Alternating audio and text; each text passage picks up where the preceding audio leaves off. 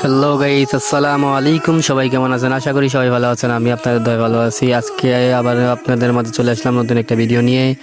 আজকে চলে আসছি এয়ারপোর্ট আমার বন্ধুকে আগাই দেওয়ার জন্য। ও বিদেশ চলে যাবে, আমার বেস্ট ফ্রেন্ড।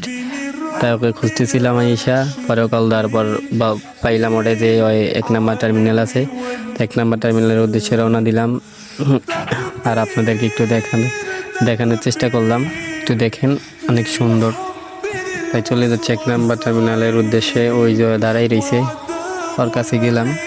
বন্ধু চলে যাবে, অনেকটাই খারাপ লাগতেছিল। বন্ধুর সাথে মোলাকাত হলো। অনেকেই কান্নাকাটি, বিদায় সবসময় কষ্টের হয়, বিদায় কোনদিন সুখের হয় না।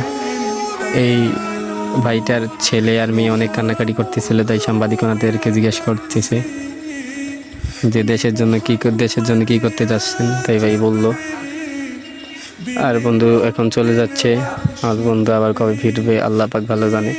বন্ধুরা ছাড়া ঈদ করা অনেকটাই কষ্টের। ছোটবেলা থেকে আমার ল্যাংটা কালের বন্ধু, ছোটবেলা থেকে ওর সাথে ঈদ করে বড় হয়েছে।